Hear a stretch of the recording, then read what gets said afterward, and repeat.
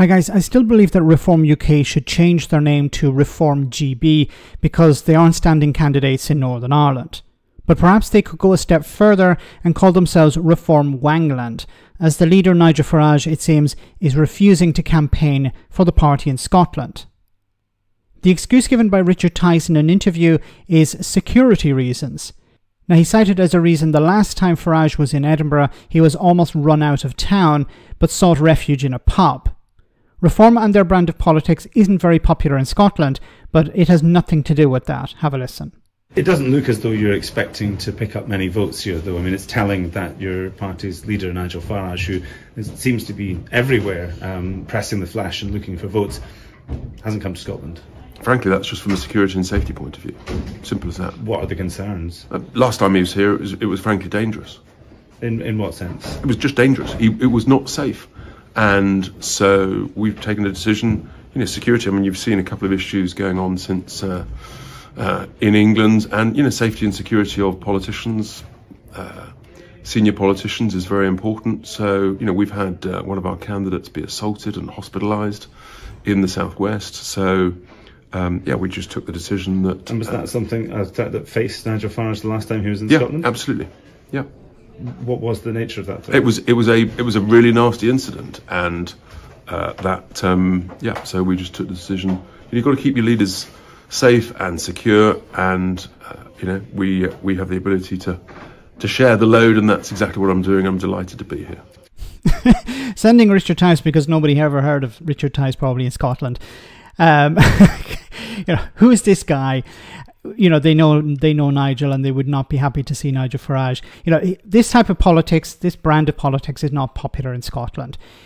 The latest opinion polls put them at something like 6%.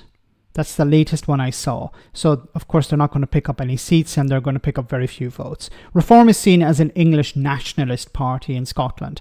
So that's not going to be very popular. They're Brexit supporting. They're the remnants of the Brexit party, and we know that Scotland voted to remain in the European Union, and support for Brexit has continued to decline in Scotland. It was never very strong, but it continues to decline. So a type of Brexit party trying to campaign in Scotland doesn't make a lot of sense. We've heard a lot of anti-devolution rhetoric from Reform UK when they actually do talk about Scotland, and there's nothing really in their manifesto specifically for Scotland or the Scottish people. They're campaigning as a UK-wide, with the exception of Northern Ireland, a UK-wide party, but nothing really specifically for Scottish people or Scotland itself. So, what's the reason anyone would vote for Reform UK apart from, for instance, a protest vote? And also, they're an anti-independence party, so they're not trying to reach out to a lot of Scots, be them in Labour or in the SNP. So it's a bit of a joke. Why is Nigel Farage not going there? I think maybe part of it is for security reasons, but I think it's more to avoid the embarrassment that he received the last time he was there, where he had to escape crowds and hide in a pub.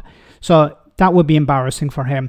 It makes more sense to send a relative unknown to Scotland to campaign for Reform UK. They're not expecting to win many votes. They're definitely not expecting to win any seats. It's a waste of time. It makes more sense to keep Nigel Farage in Clacton, keep him in England, concentrate there, try and help out a few candidates in England.